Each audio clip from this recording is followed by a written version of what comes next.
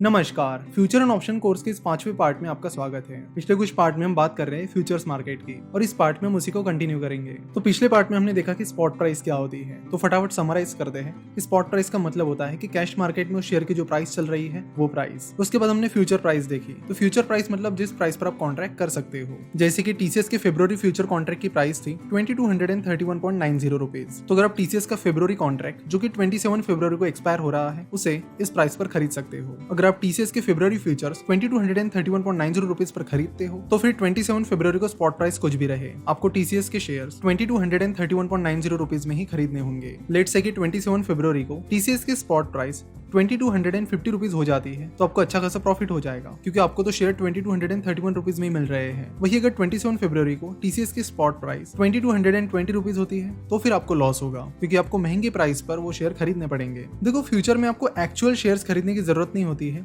यहाँ पर सेटलमेंट की जाती है, कैश सेटलमेंट। इसके साथ ही हम लॉट साइज को भी समझ लेते हैं। ये लॉट साइज क्या होती है? जैसे कि हम कैश मार्केट में देखते हैं, हम टीसीएस के 1 शेयर, 2 शेयर, 5 शेयर, जितने शेयर चाहे खरीद सकते हैं, लेकिन फ्यूचर्स में ऐसा नहीं होता है। फ्यूचर कॉन्ट्रैक्ट आपको लॉट में मिलते हैं। हर शेयर की लॉट साइज डिसाइडेड होती है, स्टॉक एक्सचेंज ने वो डिसाइड की है। तो टीसीएस की लॉट साइज है 250 शेयर्स। सो अगर आप टीसीएस के फ्यूचर कॉन्ट्रैक्ट का एक लॉट लेते हो तो उसमें आपको 250 शेयर्स मिलेंगे। अगर आपको उससे ज्यादा शेयर्स खरीदने हैं तो 250 के मल्टीपल में आप खरीद सकते हो। जैसे कि 250, 2 लॉट खरीदोगे तो 500 शेयर्स आ जाएंगे, 3 खरीदोगे तो 750 एटसेट्रा। तो मान लेते कि आपने एक लॉट खरीद लिया है, वो भी 2231.90 रुपीज पर। अब एक्सपायरी के दिन यानी 27 फरवरी को स्पॉट प्राइस निकल कर आती है 2235 रुपए। तो ये डील आपके फायदे की हुई, क्योंकि जो स्पॉट प्राइस है वो आपके फ्यूचर प्राइस से ज्यादा है। तो 2235 और 2291.90 इसके बीच का जो डिफरेंस है यानी 3.10 वो आपके एक शेयर के पीछे का प्रॉफिट होगा। तो इस तरह 250 शेयर्स पर आपको 775 रुपीज का प्रॉफिट होगा। तो आपके फ्यूचर कॉन्ट्रैक्ट से जो भी प्रॉफिट लॉस निकल कर आएगा वो सीधे आपके अकाउंट में ट्रांसफर किया जाएगा। आपको एक्चुअल में टीसीएस के शेयर्स खरीदने की जरूरत नहीं होती है, सीधा प्रॉफिट आपके अकाउंट में आ जाता है। तो अब तक आपके समझ में आ गया होगा कि future and option market cash market से पूरी तरह डिफरेंट है। यहाँ पर एक और चीज आपको दिखने मिलती है जिसका मतलब आप में से ज्यादातर लोगों को नहीं पता होगा, और वो है ओपन इंटरेस्ट। यहाँ पर ओपन इंटरेस्ट है 3,37,000। तो इस ओपन इंटरेस्ट का मतलब क्या होता है, चलो तो उसे भी समझ लेते हैं। जब आप कोई फ्यूचर कॉन्ट्रैक्ट खरीद रहे हो तो ऑब्वियसली सामने वाली कोई पार्टी रहेगी जो फ्यूचर कॉन्ट्रैक्ट सेल कर रही है। अब 2 लोग मिल गए और कॉन्ट्रैक्ट पूरा हो गया, तो एक कॉन्ट्रैक्ट के लिए 2 पार्टीज की जरूरत होती है, खरीदने वाली पार्टी और बेचने वाली पार्टी। सिंपल। तो जब बायर और सेलर मिल जाता है तब एक कॉन्ट्रैक्ट पूरा होता है। तो अगर आपने एक कॉन्ट्रैक्ट कर लिया है तो जो ओपन इंटरेस्ट है वो 1 से बढ़ जाएगा। तो यहाँ पर ओपन इंटरेस्ट है 3,37,000, यानी 3,37,000 कॉन्ट्रैक्ट फिलहाल टीसीएस के फेब्रुवरी कॉन्ट्रैक्ट के लिए किया गया है। तो ओपन इंटरेस्ट से आपको पता चलता है कि कितने फ्यूचर कॉन्ट्रैक्ट एक्टिव है, जिसे आपको ये पता करने में मदद होती है कि वो कॉन्ट्रैक्ट कितना लिक्विड है और कितना इंटरेस्ट लोगों का उन फ्यूचर्स में है।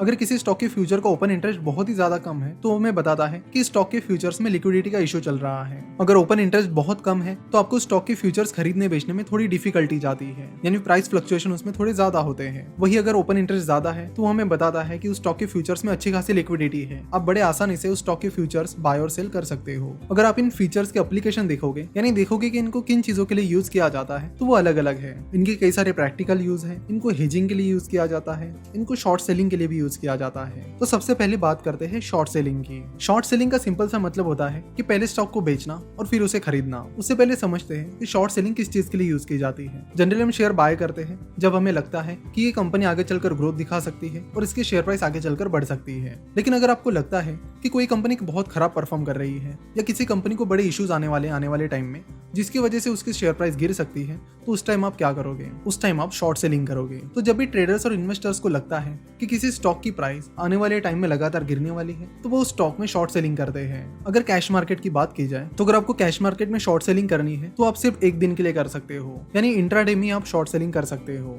उससे ज्यादा टाइम के लिए आप कैश मार्केट में शॉर्ट सेलिंग नहीं कर सकते। इसलिए बहुत सारे ट्रेडर शॉर्ट सेलिंग करने के लिए फ्यूचर्स का इस्तेमाल करते हैं, क्योंकि फ्यूचर्स में आप एक दिन से ज्यादा टाइम पीरियड के लिए भी शॉर्ट सेलिंग कर सकते हो। तो शॉर्ट सेलिंग का यूज तब किया जाता है जब आपको लगता है कि किसी शेयर की प्राइस गिर सकती है और उसका फायदा आप ले सकते हो। सेकंड चीज है हेजिंग। हेजिंग में आप रिस्क को मिटिगेट करते हो, यानी रिस्क को लिमिट में करते हो। कई बार जब बड़े बड़े इन्वेस्टर बहुत ज्यादा क्वांटिटी में शेयर्स खरीदते हैं तो उन्हें लगता है कि अचानक से अगर इस शेयर को कुछ हो गया तो हमें बहुत बड़े लॉसेस उठाने पड़ सकते हैं। इसलिए उस रिस्क को कंट्रोल करने के लिए वो फ्यूचर्स का इस्तेमाल करते हैं। इसे भी हम अगले पार्ट में डिटेल में देखेंगे। साथ ही इसके जो प्रैक्टिकल यूज है कि जो फार्मर्स हैं, जो नॉर्मल होलसेलर्स हैं, वो इन फ्यूचर्स का इस्तेमाल करके कैसे अपनी रिस्क मिटिगेट कर सकते हैं, इसके बारे में प्रैक्टिकल एग्जांपल के साथ अगले लेक्चर में बात करेंगे। तो आशा करता हूँ कि इस लेक्चर में आपको बहुत कुछ सीखने मिला होगा। नेक्स्ट लेक्चर में हम एग्जांपल के साथ इन सारी चीजों को समझेंगे। तो वीडियो देखने के लिए और हमसे जुड़े रहने के लिए आपका बहुत बहुत धन्यवाद।